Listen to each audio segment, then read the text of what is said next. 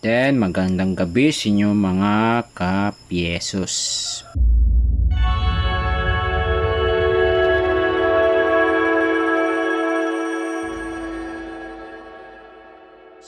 For tonight video ay gabi na pala.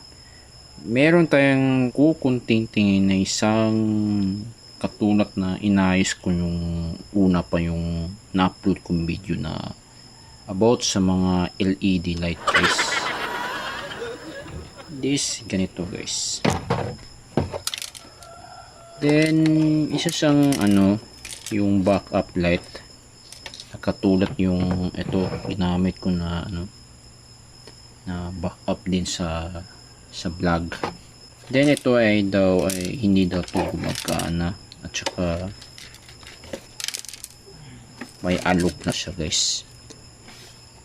So ito ay siya, isa siyang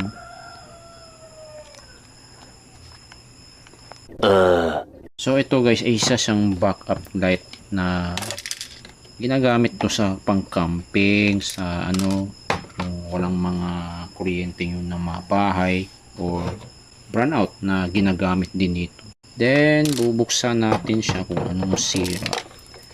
Ito ay isa siyang parang luma na yata to na nasa mga year ito ay acid battery ang ginagamit, yung acid type na battery guys. Na ito ay delikado to na klaseng charger. Itong adapter niya na na ginagamitan na yung klase na capacitor na marad capacitor. Yan ang medyo delikado na ayusin guys. Na ito ay disposable na klaseng backup light. Ito, bubuksan natin siya. Sira niya.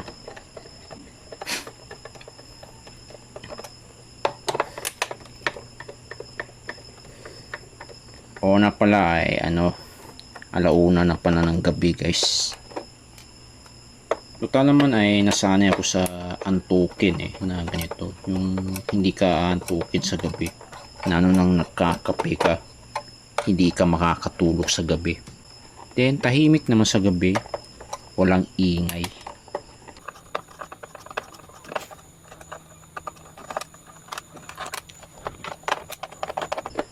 Ito yung bagay ito ay sa kuya ko to guys, pinapaayos sa akin kung ano daw sira daw itong backup light na to na hindi daw gumagana. Ang alam ko na stock lang to sa kanilang bahay kasi ewan ko aayusin ko ba daw ito, ewan ko maayos ko ba ito. Try natin ayusin ko handa namang sulding iron ko dito. Yun lang ang hihinangin ko dito sa bagay na to.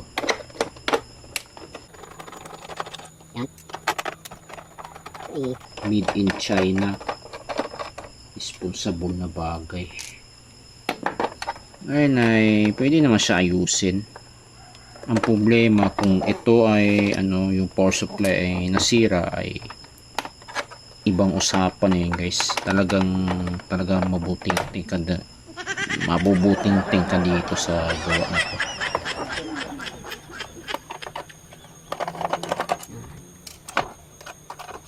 Ewan, blue na ako magsalita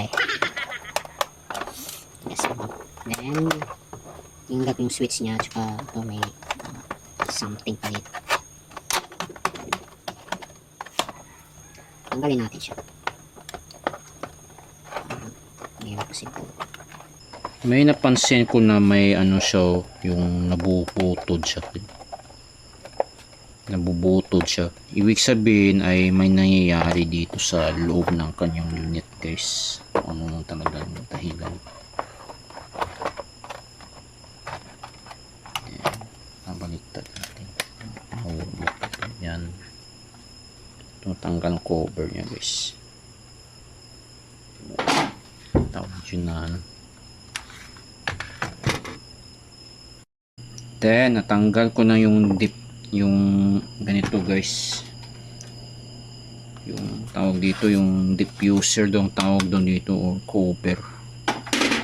Then kung anong sira dito, bakit may lumulubo dito. Ito sa ano to. May anong siya. Yung capacitor na ano, na tanggal yung capacitor, walang laman. So tanggalin natin dito.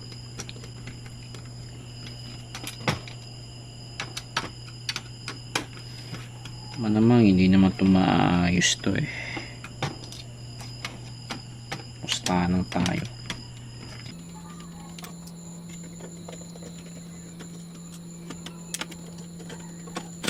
Tawag yung boot dito. Then yan, may namulubo po na ano guys, so yung baterya. At saka din ito yung natanggal na capacitor, sumabog. Ito siya. Ito yung capacitor. So anong nangyayari dito, siguro na ano na to, na overload yung ano, na overcharge to, dahil dito yung na ano, na namulubo itong baterya, then sumabog din to. Ang value ng capacitor niya is ay ano, nasa 100 microfarad at saka 25 volt, na ito bang ginamit na maliit na value na capacitor, imbis malaki yan na capacitor na tag 16 volt. Meron naman yung sinlaki yan, bakit ito bang ginamit na capacitor? Eh di sasabog to, hindi kaya niya ng kapag nakakaroon ng ano, ng overcharging to. Kaya wala naman akong nakakita na may ano, indication na nasira yung, kaya may ano siya, may hingo na ngipin. Yun. Then ikukuhan ko na siya. Tanggalin natin to kapag may ito yung ano, may nasunog po na ano guys, yung resistor at saka din ito yung isang resistor, yung ano, nabura yung color coding ng isa para namang sa kanyang LED. Ito yung nasa LED light, itong indicator nya. Ito ay ano, talaga nasunog talaga ito eh. Ayan sa ito, kababayaan to eh, yung na overcharge to eh, kaya sumabog yung capacitor. Tsaka ito namulubo tong ano, na nasobrahan pag charge. Yan talaga ang delikado dyan kapag nasobraan yan, kapag hindi mababantayan, masusunog yan. Tingnan natin itong charger board nyo.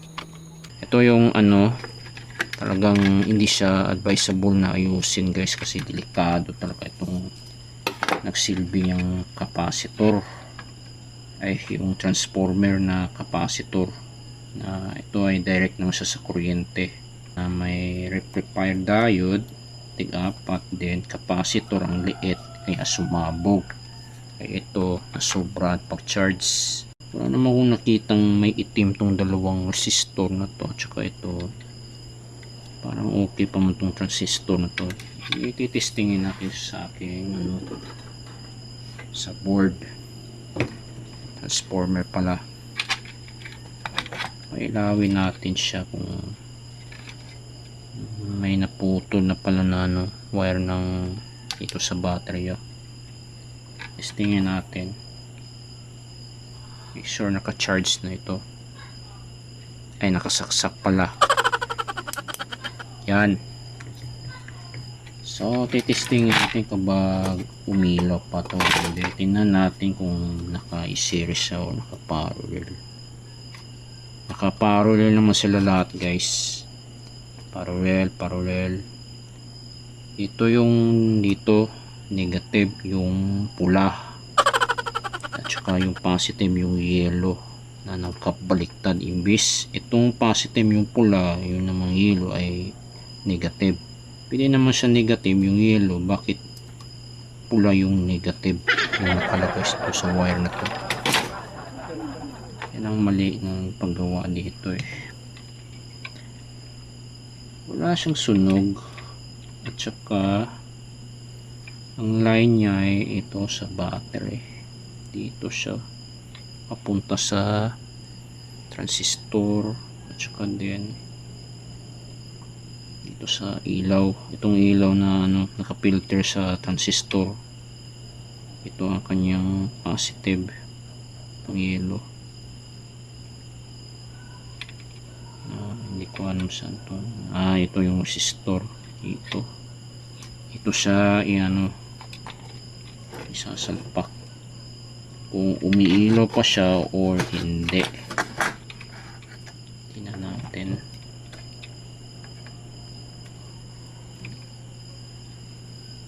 Saan line na to? Ito siguro.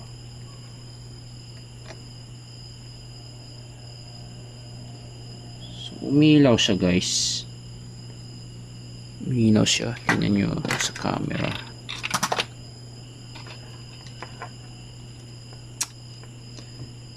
Ayos ka. Dito. Kailangan naka-resistor to eh. Pent resistor. Ayun siya. So umiilaw pa yung kayang LED. Yung transistor ay umiinit, kaya hindi pwede itong ganito. Kaya dapat may baterya talaga nakasupport sa kanya. Problema na ay buhat. Pero mayroon kong hinandaan dito na ganito na baterya na ipapalit dito pag samantala kung umiilaw pa to eh. Hindi dito sa yan, at saka putulin natin to. Yan, talagang wala na talaga, alog na talaga, matunaw na itong mga lead nya. Ito yung ipapalit kung may laman pa itong battery na to, ipapalit dito.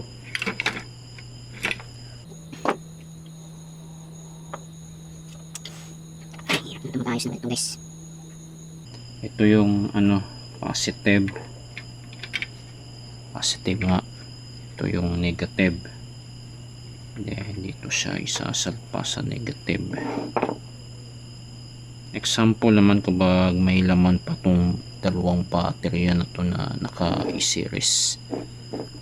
Dito naman dito, yan. Pailawit pa niya o wala. Then yun naman siyang switch dito.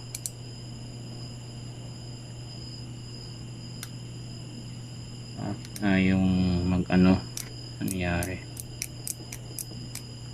siguro guys, kumbag ito ay hindi siya umilaw kasi ang nakabugtong dito ay sira at saka yan naman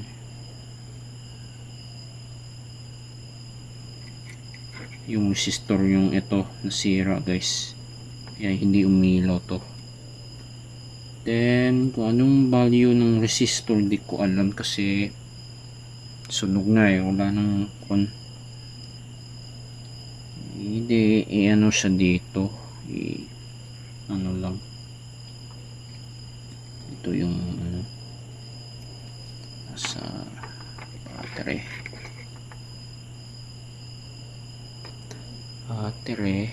dito naka battery mode siya. Ito yung dulo. And tetestingin natin itong i-tester kung may buktungan pa o wala, loose contact. Itong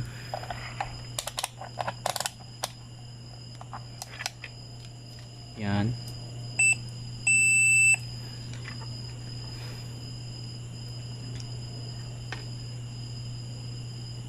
Tapos contact nga guys, so wala siyang ano. Ito naman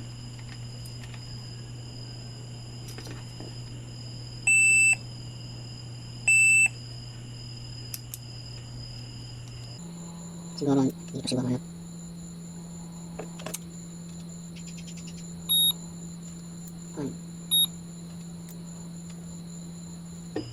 parang sira niya ata itong kanyang ano,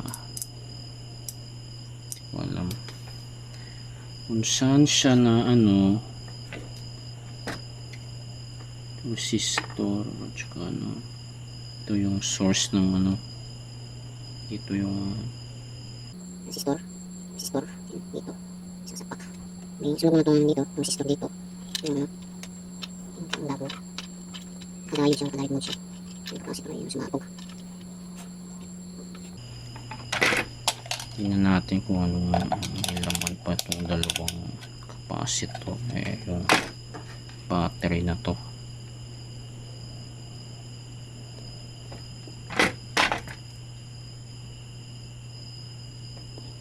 Pero sa laman, ano problema? Bakit ayaw gumagana? Testingin natin itong i-direct dito. May gumagana pa dito. Hirap na gumagana. Ito yung capacitor, may negative pala. Yung ano, dito yung ano.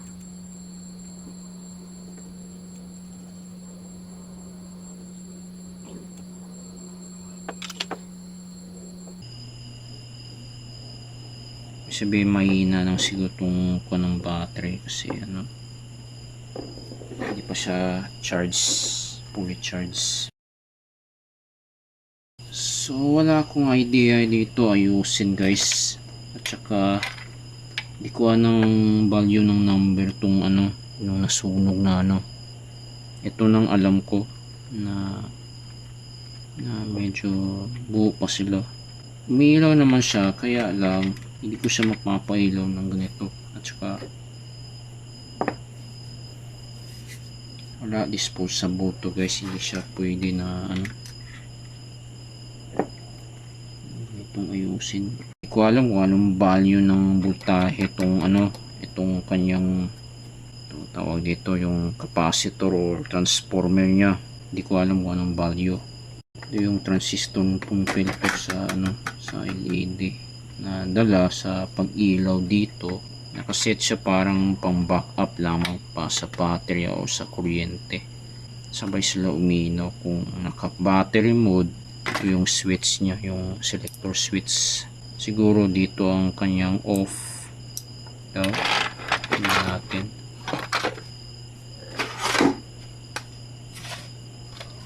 Wala nagalagay eh. Hindi ko alam anong switch dito, at saka wala, hindi ko alam to. Yan talaga minsan na ano, mga disposable talaga itong mga ano, klase na ilaw na to. Pwede naman na magamit pa itong ano, itong transformer na capacitor, at saka then wala akong pagpalit. Siguro mahina ng itong battery ito kasi wala siyang laman.